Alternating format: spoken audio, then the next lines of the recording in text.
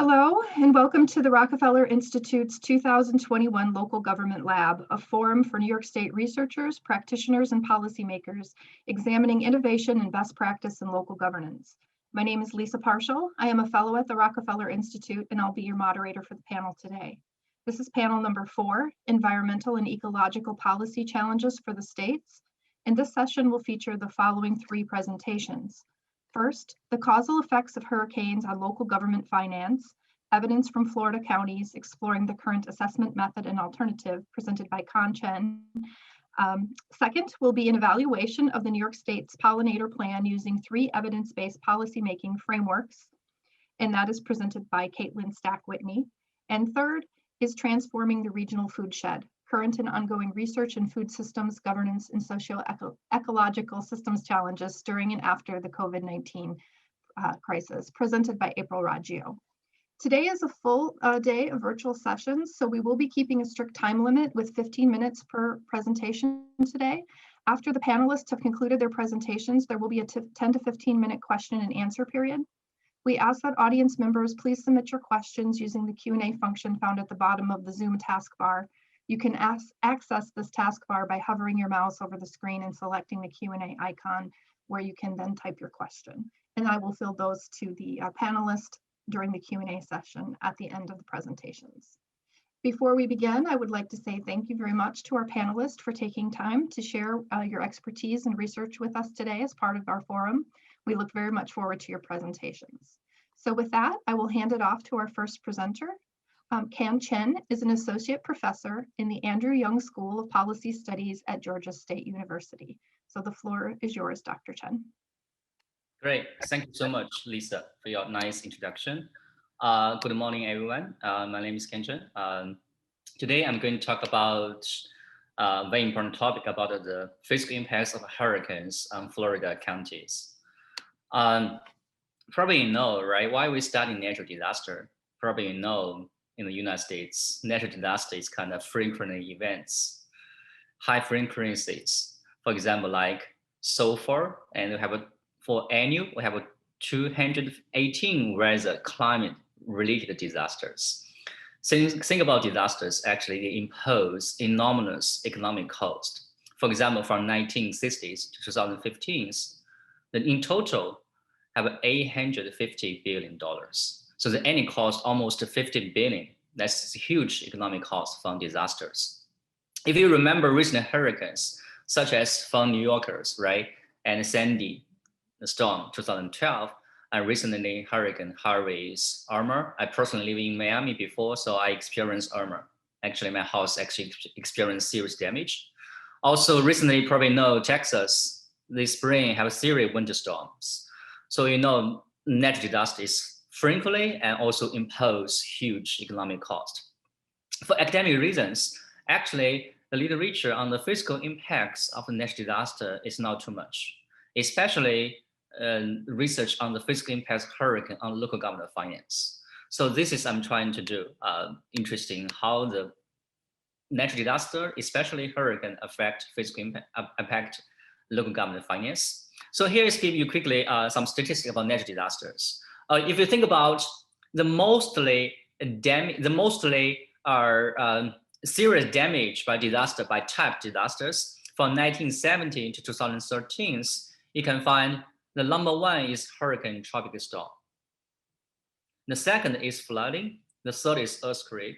Fourth is drought, and then tornadoes. We also have some actually other type of disasters, but it's less frequently, less small damage. In terms of which states, not surprising. So if you see here, Florida actually is the ranked number 1st states in terms of experience any damage. It's almost 0.42% damage as GSPs. Not surprising because hurricane is the most serious damage for Florida, but also New York, you can see also almost 0.04%. So New York actually is also kind of damage disasters. Okay, so in terms of literature reviews, probably we know a lot of economists do a lot of studies about economic impact of natural disasters.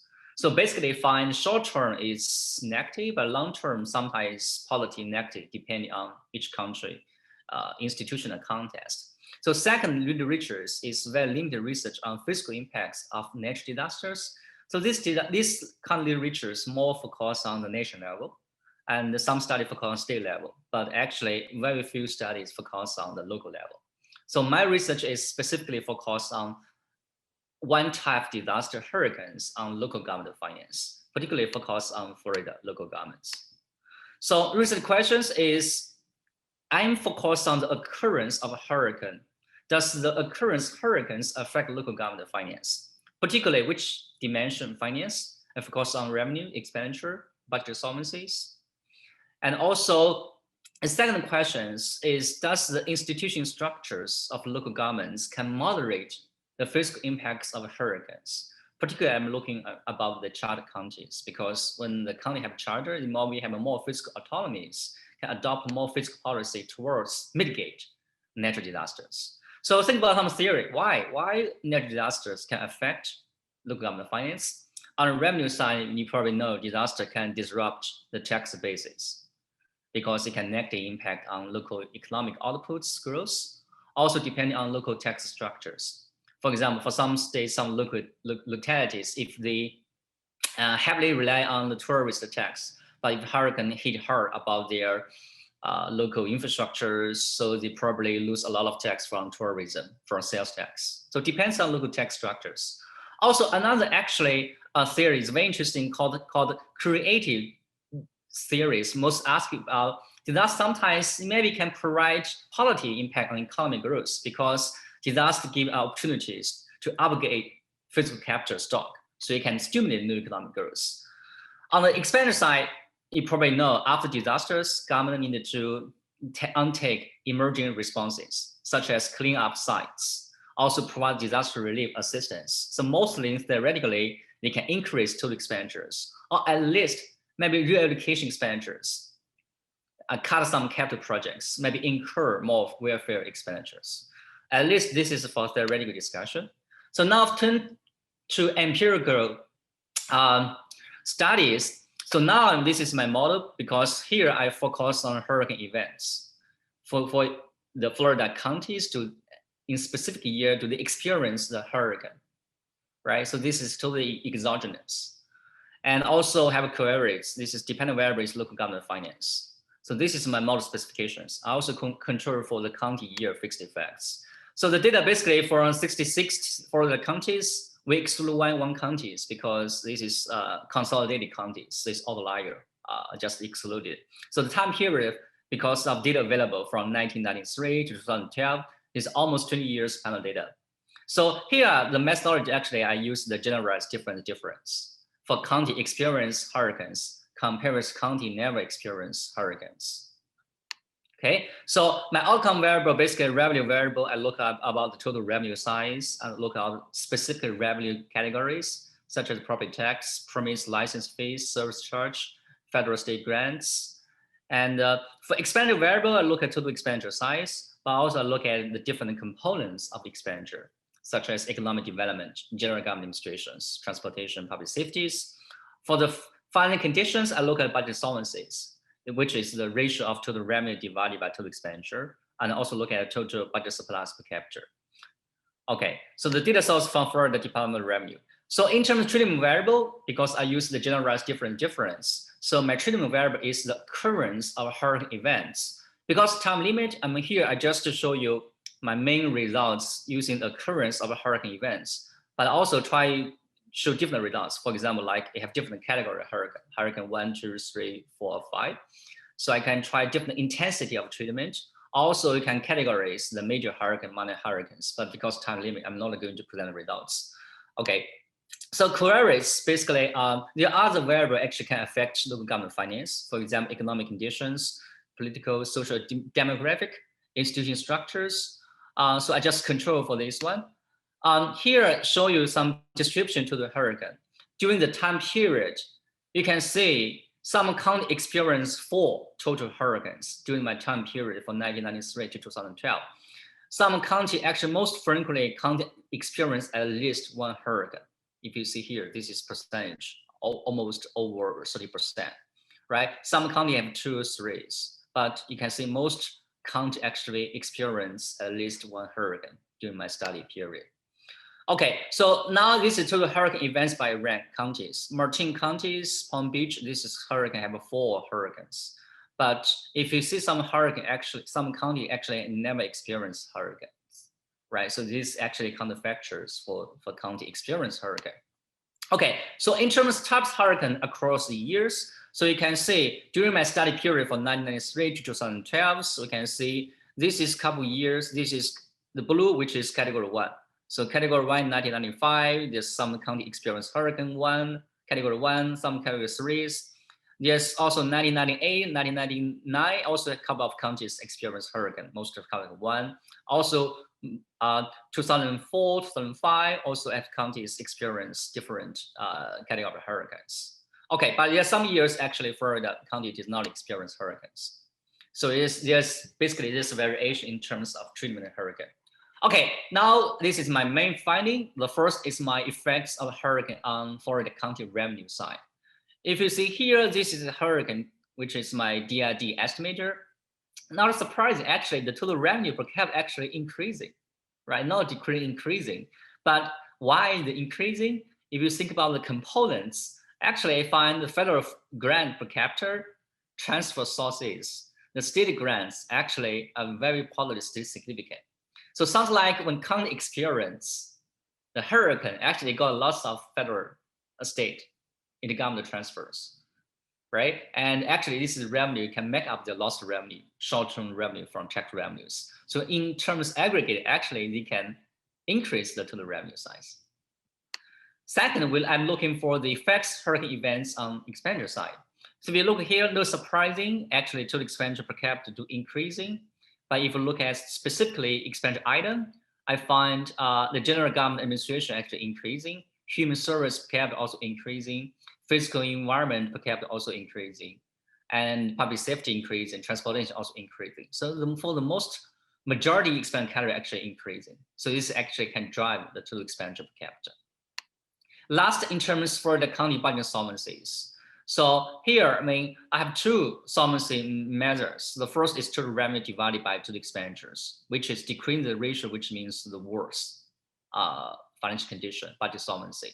So here I found a negative, right? Because we found a negative, which means actually they have decreasing budget solvency. But this is easy to understand because as I showed before, when county experience hurricane, they experience revenue increase because they get federal state transfer, but also spend more money on expenditures. So which means the expenditure increase more than the revenue increase. So actually decreasing the ratio of total revenue divided by total expenditures. But I don't find a significant effect about this budget surplus.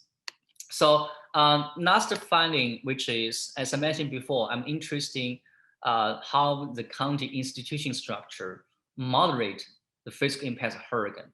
Right? So now I choose the charter counties because when county adopt charter, they probably have more fiscal autonomies, more capable, more fiscal capacities to mitigate the fiscal impacts of natural disasters. So I just do interactions, charter county with hurricane DRD events. So if you look at this interaction term, I found, which is policy side, which means for charter county in Florida, when they experience hurricanes, actually they have a policy, which means it can mitigate the negative impact of hurricane on local government finance, actually for 2 fiscal budget solvency measurement. Okay, so I will be quickly wrap up. The tentative conclusion first is I do find the revenue actually increase to the revenue size, but the revenue increase mostly is driven by the rise of federal state grants and transfer.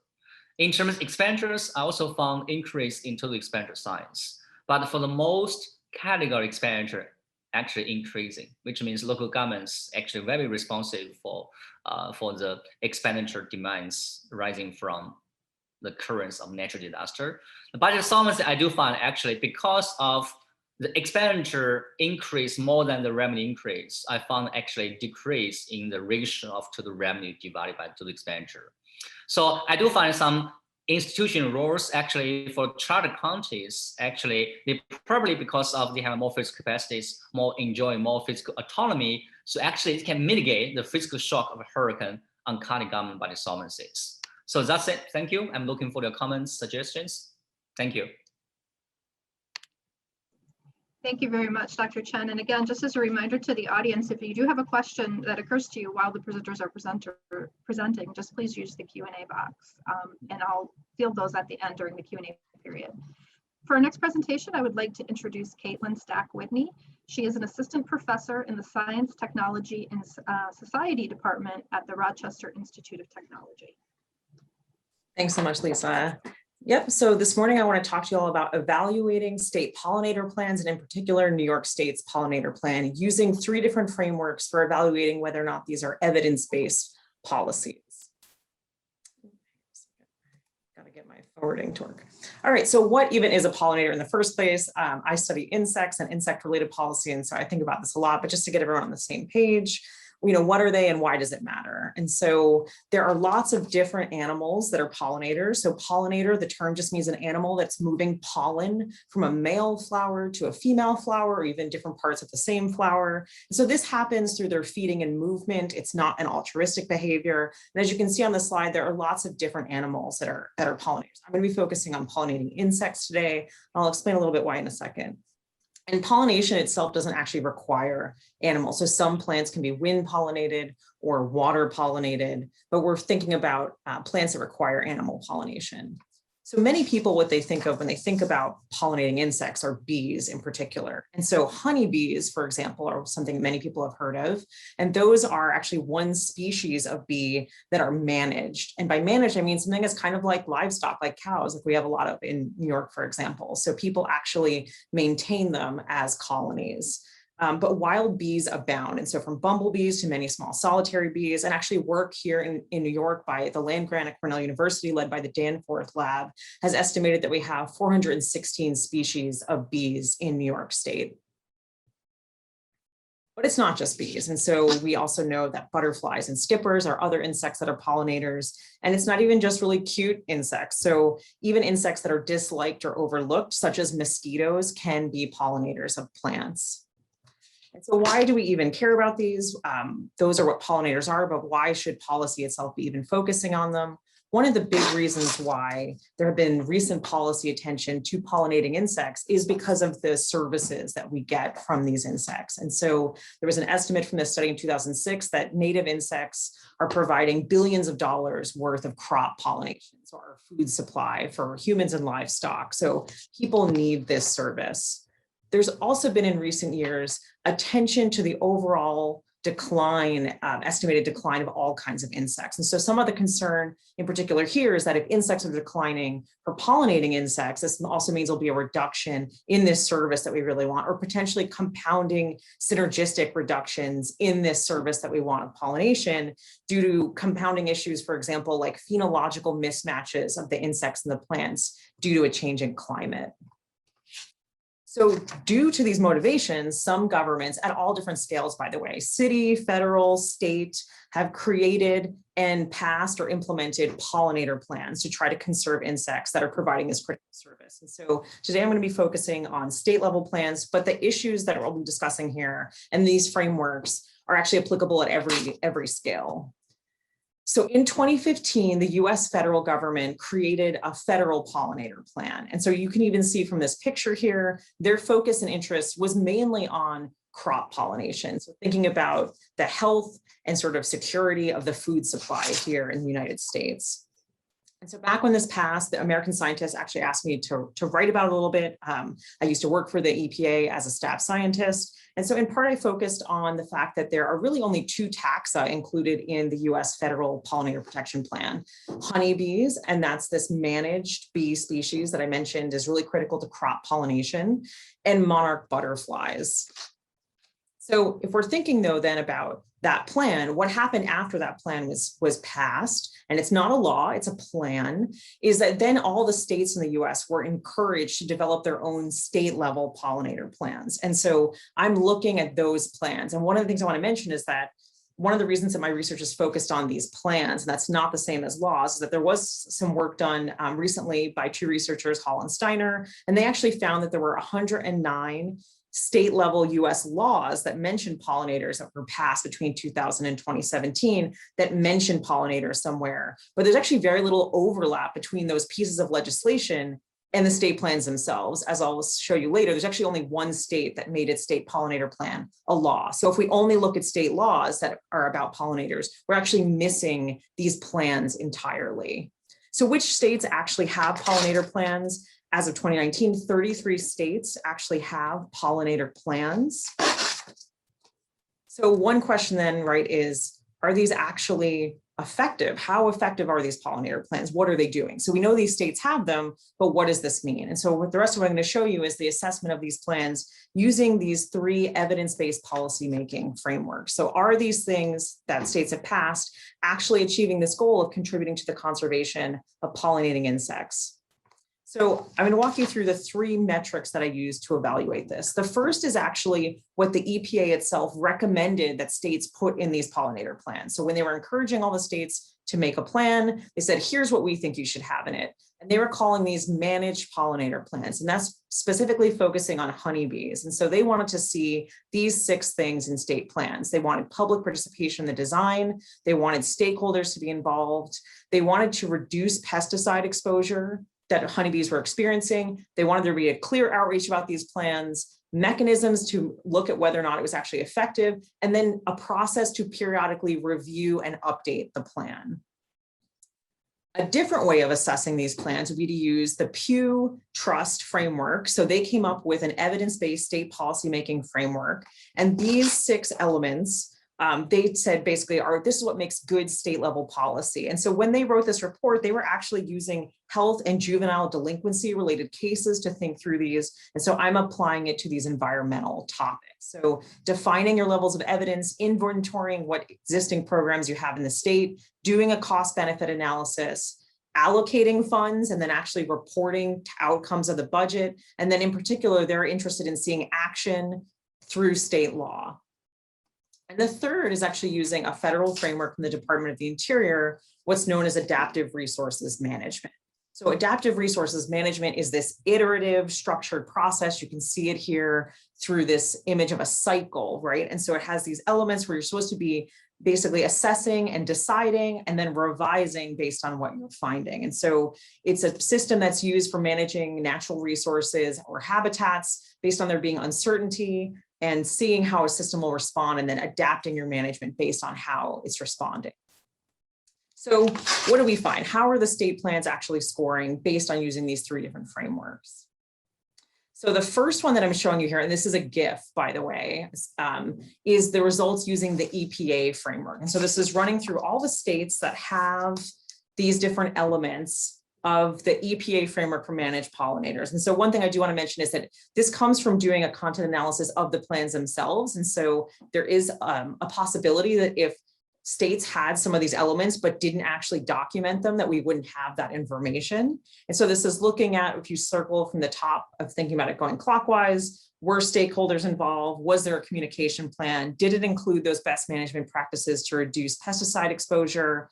Is there an outreach plan? Did they measure the effectiveness? And is there a specific plan to update the plan?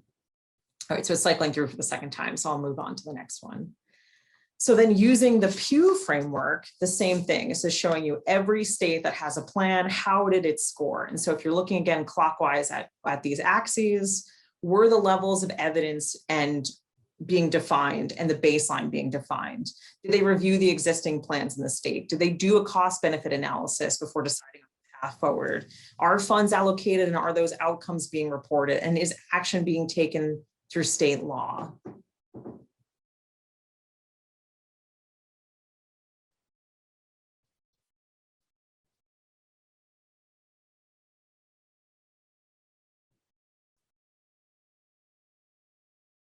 And then the last one is using that Department of Interior adaptive resources management framework.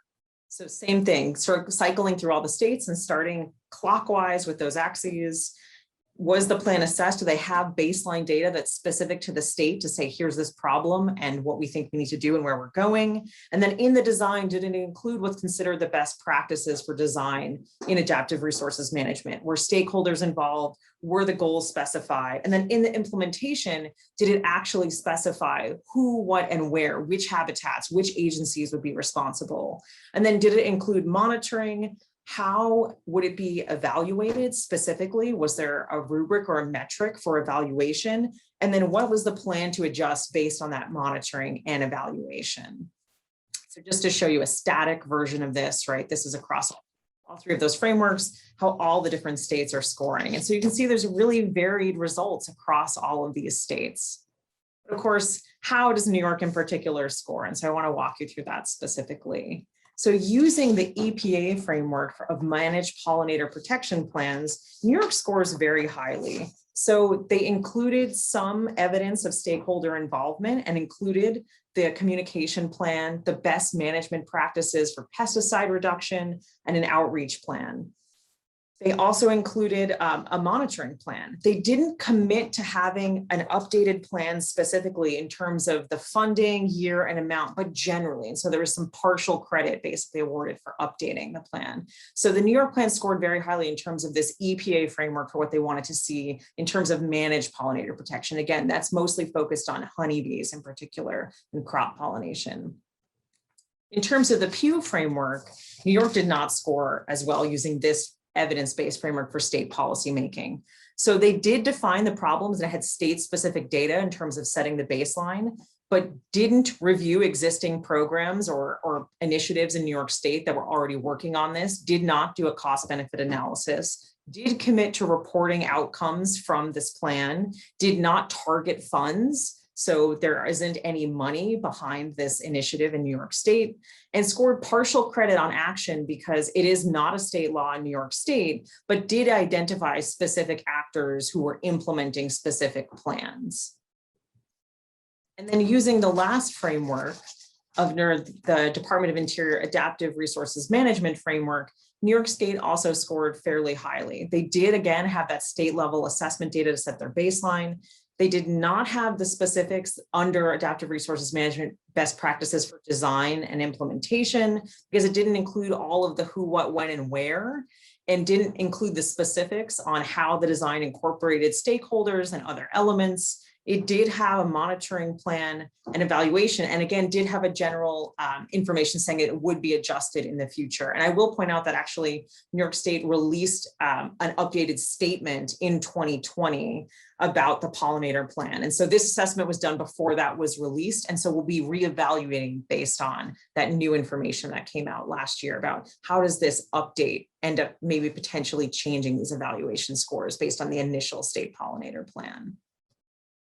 So in conclusion, there is a lot of variability in terms of do all states even have these state pollinator plans? How well are they scoring? And so one of the things that's really of interest to me is that depending on which of these frameworks we use, states seem to be performing better or worse, depending on which things you're actually interested in. But I will point out that we don't have a lot of data yet. So even for states that say we're going to commit to monitoring, we don't see a lot of data yet coming out of the states in terms of are these things actually benefiting pollinators in the state? And can you specifically point to the actions that were taken in those plans as opposed to other things that are happening in the state and really say that this is due to the actions of the state pollinator plan and not something else? So I do want to point out again that all of those elements in all three of those frameworks are applicable to cities and municipalities. And we do see cities, for example, across North America, making their own pollinator conservation plans. And so whether or not it's at a state level or city or county, these are all elements that municipalities and local governments should be thinking about if they're interested in implementing a pollinator plan to ensure that it's actually going to achieve those conservation goals and potentially service goals that they're interested in. So thank you to the organizers for today. And I want to thank a student researcher who helped me crunch through all this data, and I will stop there. Thank you so much, Dr. Whitney. So for our final presentation today, please welcome M Roggio of the Rockefeller College of Public Affairs and Policy at the University of Albany.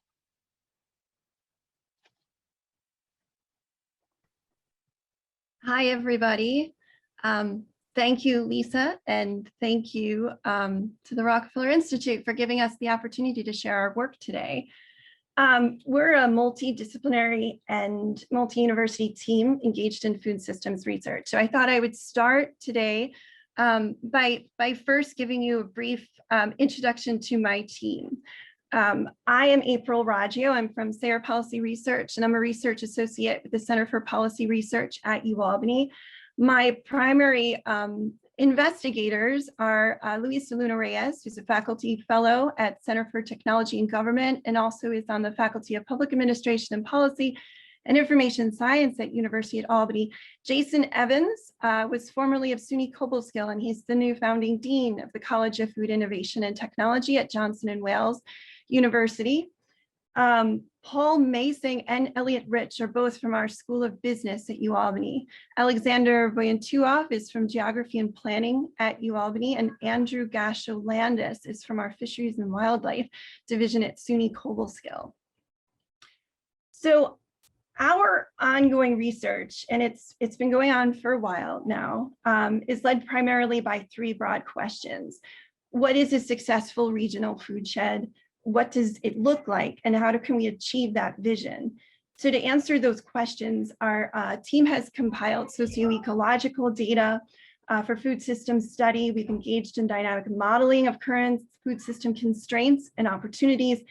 And generally, I think we seek to understand best practices, timely decision support for better food shed governance. So today, I'm hoping, we'll see how far I get, to give you first a broad overview of a newly completed literature review of food systems success through the lens of collaborative governance. This was co-authored with a talented doctoral student at Public Administration and Policy, Hye-Wan Kang. And there's three other projects: Small Farms as Connectors, which is preliminary research for a number of NSF proposals coming up, and two USDA proposals that should be of specific interest, we're hoping, to local government folk, the RED funding evaluation and a multi-state comparative analysis of municipalities. So I am going to actually breeze through these pretty quick, but it'll give you some context, and plus they're maps, and they're really quite cool. So you'll see in the 1920s, from an agricultural perspective, at least, our nation was a pretty different place. It was still a country of small farms. The breadbasket was clearly defined because agriculture was already blooming in these places that were most conducive to easy growing. The Northeast United States, specifically, where I am, was still a place where there is a lot of small farming communities. The size of the farms, we should note too, was also clearly delineated, with bigger farms west of the Mississippi, small land holdings to the east. There's that one. This is a series of slides from the late 70s. I think we can say that there's this dramatic difference when we take a look at these images from 78. The highest value farmland has clustered in the Midwestern states, and it's also where the largest farms reside. So the 2012 shots, I think, are important for two reasons. First, we've had such an increase in the ability to actually show this data. So this is actually pretty amazing, so that we can see that the US has undergone what I think you could call almost complete transition. So most counties outside of the Midwestern states are very small farms. They're garnering very little income for the proprietors. If you take a look at here, most of the farm income is less than $40,000 a year. And I'm lastly going to include this next series of maps, because we specifically are immensely interested in the idea of regional food systems. So USDA is as well, right? So there's been a lot of interest, a lot of incentives, a lot of ways of trying to support local farm system entrepreneurs, but still the contribution is really, really small. This particular map it should be interesting to a lot of data people, because It's almost an inverse of where the small farms are. This is where all of the subsidies are provided by the US government, and primarily it is in counties that are heavily farm driven by the commodity sector. So we can also note, of course, the value of buildings and land, and combined with the cost of equipment, it makes it almost impossible to really get into farming and it be viable.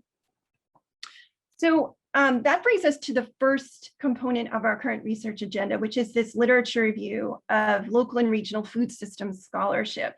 So to evaluate this scholarship, we utilize this collaborative governance model. This is adapted from Ansel and Gash in 2008. It delineates these 4 broad variables, which are institutional design, the starting conditions, and the facilitative leadership, and most importantly, the collaborative process that could lead to the kinds of positive outcomes that we're particularly interested in. This very quickly is the way in which we conducted that lit review. So it started out with over 150 articles, which was slimmed down to about 50, all of which are mostly quantitative articles that focus directly on the local or alternative food systems and how that relates to collaborative governance. So what did we conclude? So first, food systems literature is marked by its reticence to explain exactly how collaborative governance is facilitated. We really want to know why that is. And second, we find that only sparse literature focused on the importance of starting conditions as a predictor for successful engagement in collaborative governance. So we theorize that that could be for a lot of reasons, part of which is that it requires a lot of more qualitative data. You have to do more interviews, you have to speak to people. It may require more participatory action research.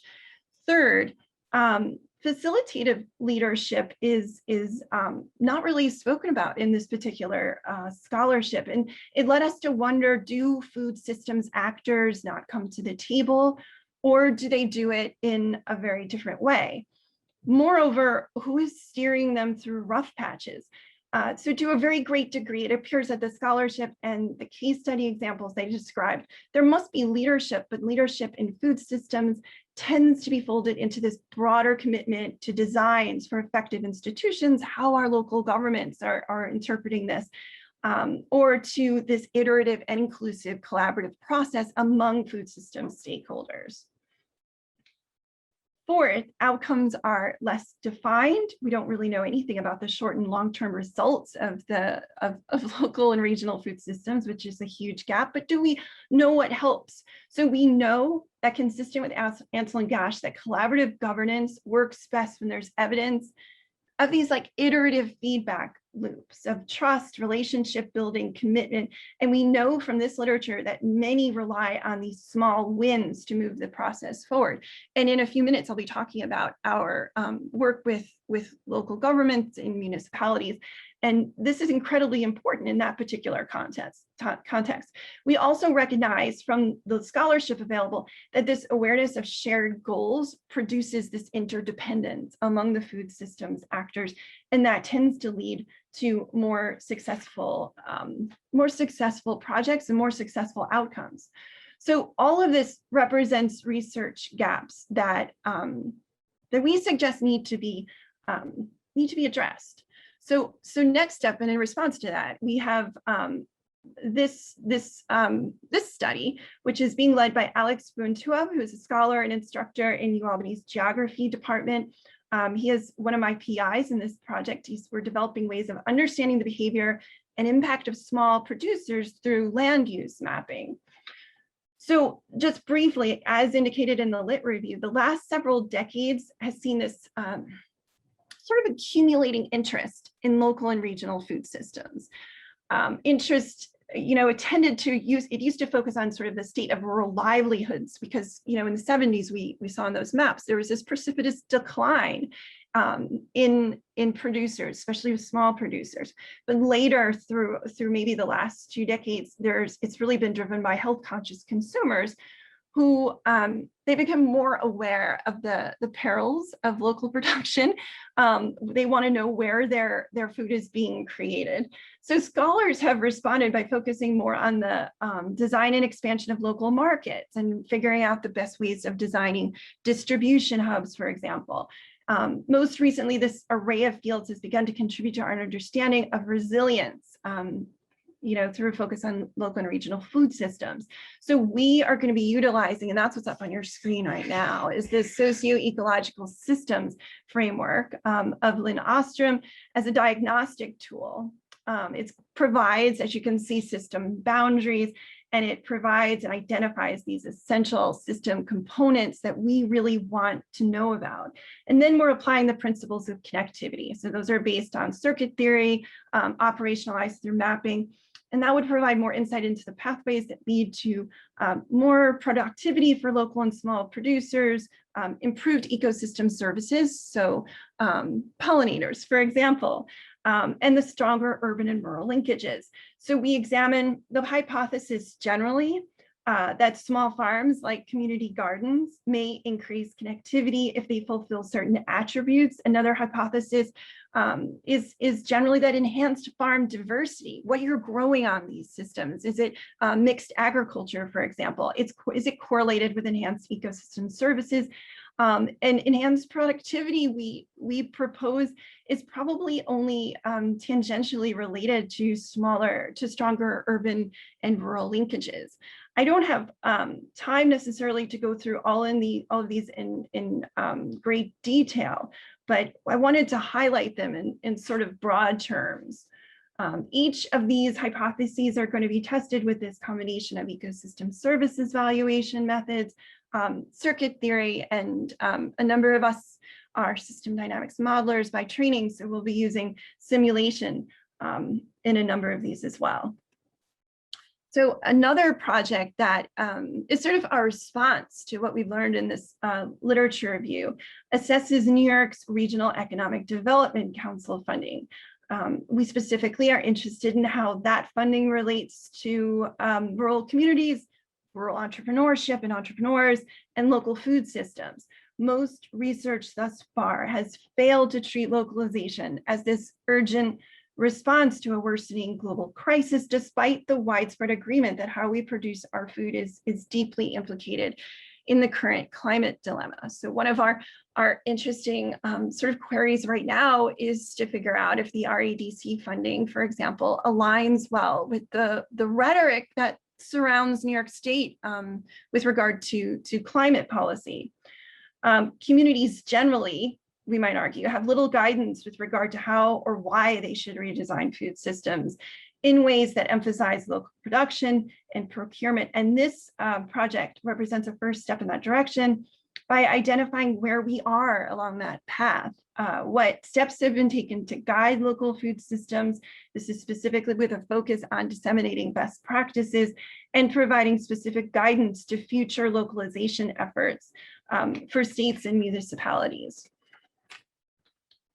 So we are going to do that in several ways. I don't want to get into this in too much more depth, but we're going to be doing a number of content analysis of documents. We're going to be doing a number of interviews with rural awardees, and we're going to be doing a white paper series defining this. Those are our hypotheses. We're going to identify the various goals. So in this particular case, this is the last one I'll talk to you about, is that this project, also based on our queries and our lit review, investigates current municipal strategies aimed at developing resilient and vibrant local food systems. So this is a bigger, broader study, whereas the earlier one was specifically focused on New York's REDC funding. This one is, it will survey municipal leaders across New York and all of the northeastern states. We want to gain insight very broadly into their efforts to address food systems. So in this case, we want to interview those who are representative ideal cases. We're going to develop ongoing communities of practice, and we're hoping to convene those interested in local food policy. Our broad goal, I guess we could say, is to better understand how we design and sustain resilient and vibrant local food systems. And I in the past have always referred to this as food sheds, right? We want them to be embedded in abundant ecosystems. We want thriving producers, and we want engaged and supportive consumer communities.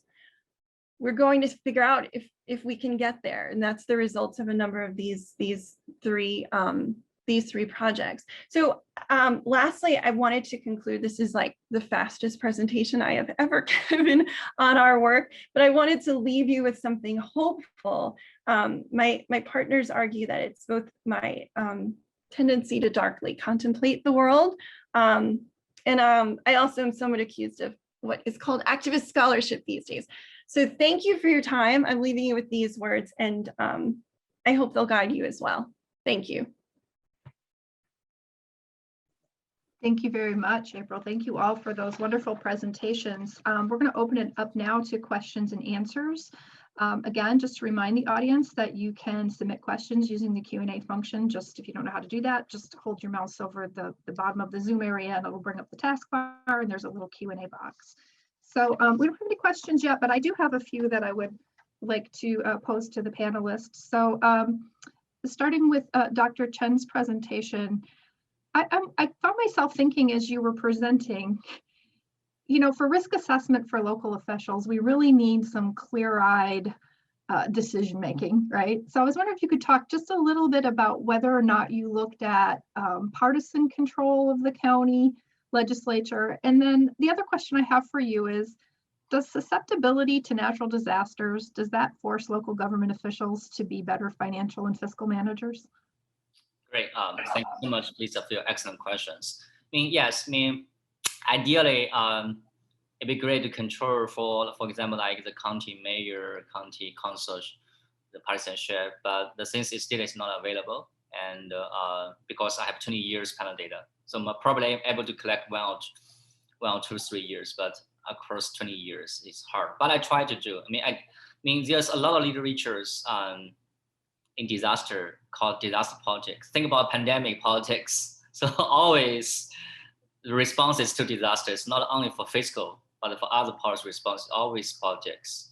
So yeah, it's true.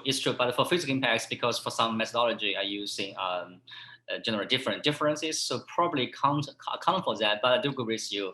Sometimes politics do moderate the physical impacts, the fiscal responses to the disasters. So I mean, I would be interested to next step to explore the data and add more politics.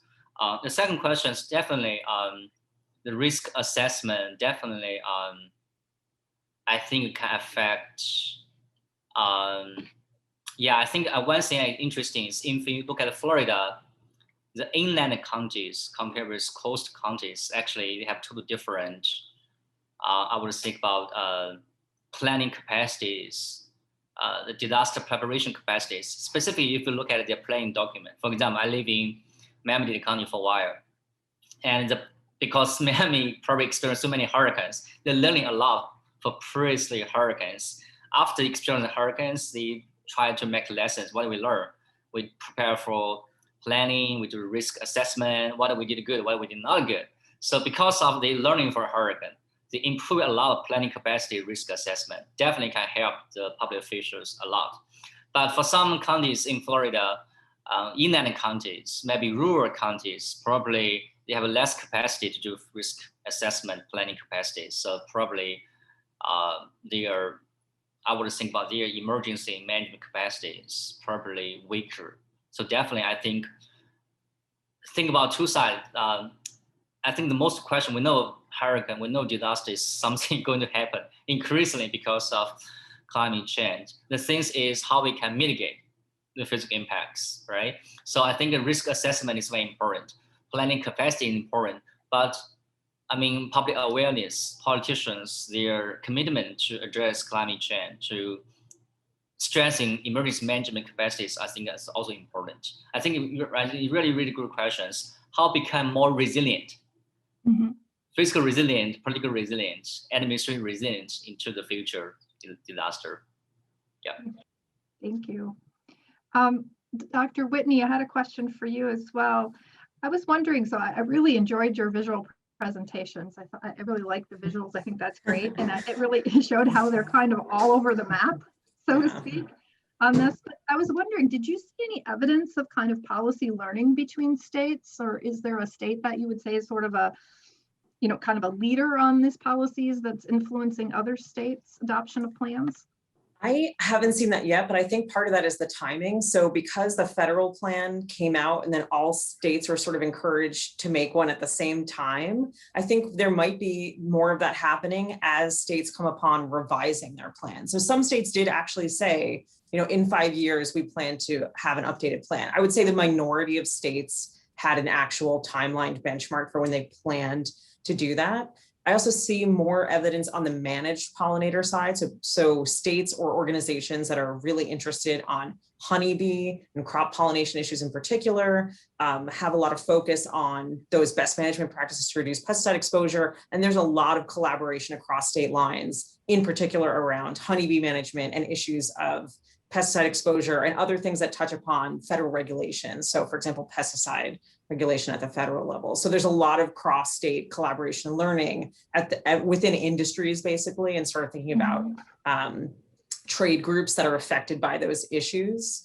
I do think it's really interesting to look at even because there's, I would say, a lot of power behind, in particular, issues surrounding honeybee conservation and discussion. I was actually surprised that that every state didn't score really highly on that, because it's a framework that's thinking about, okay, just for this one species, do you have these things in place? And so I expected more states to score higher on there. But so in terms of thinking about, are they learning from each other, or for the state that scored the highest, are they going to be learning from that state? I think that part of it is going to be which states are actually monitoring, right? Who actually is collecting data and therefore has things to report out about how this is going, that they can actually point to as having come from these initiatives. And so one thing I'll say about the New York State update that came out in 2020 is it's reporting on, here's what different agencies are doing that's related to pollinator conservation. Some of those things might have been happening before the plan existed, though. And so again, it becomes tricky to actually track what can we point to that causally came from this state adopting this plan and then pointing to as an outcome. So I think we're going to have to see which states are actually doing that, tracking it, reporting it out in a public way that could even be shareable with other states. Okay, thank you. And then April, if I could ask you, I was really, again, just impressed by the scope of the work. And one of my questions for you is going to be what next, but you did a great job of addressing that. But in terms of facilitating collaborative governance and across, I was wondering, like, what do you foresee out of your project? What would policy recommendations for policymakers to try to build that kind of collaborative piece that you're talking about is kind of missing, or how to facilitate that? Do you have any like hard policy recommendations that are percolating? So I guess the quickest answer would be to say no. I think that I wish there were, right? We were excited this morning to see that that the Biden administration has proposed upwards of $4 billion for a Build Back Better local and regional agriculture, right? So I don't know, Lisa, does that count as a, I mean, that's exciting news. It's a way of actually providing the capital for a lot of these local municipalities, for example, to engage in food system study. And if I were to be slightly more optimistic, I would say that the scholarship does show that some states have done better than others. So I think if I were to ask everyone here, like, what comes to mind when you think of farm to table sorts of dining and folks who care about agriculture, specifically local and regional agriculture, you might say Vermont, right? And Vermont has done a really good job, right, at trying to facilitate the kinds of collaborative governance, particularly on the local level, that will produce results, right? So they encourage these sort of small producer networks to develop, and they facilitate them and support them. If we were probably to do more of that and fund more of that, right, then this would help. But often, it follows the money. And I think we're in our group, we're hoping to study, learn, and figure out the dynamics of this, and then be able to offer hard-nosed policy recommendations that'll actually produce change. Great. Before I continue, we don't have any questions yet in the Q&A box, but did you all have any questions for each other or any observations for each other as you were listening to the presentations? No takers? Well, I guess on that last point, just to pick up on April's point and kind of from there, it occurred to me as well, that your presentation, your group's presentation, April, was really very regionally focused and thinking about this in a regional way. And I was wondering what the other presenters might have to say, as well as you, to this question. When we're looking at these kind of big scale environmental issues, there are obviously problems that cross more than one state boundary. So are local responses purely the answer? I mean, we're trying to find local fixes to a problem that's bigger than any local government's capacity. And how do you address that in your research area or your policy domain?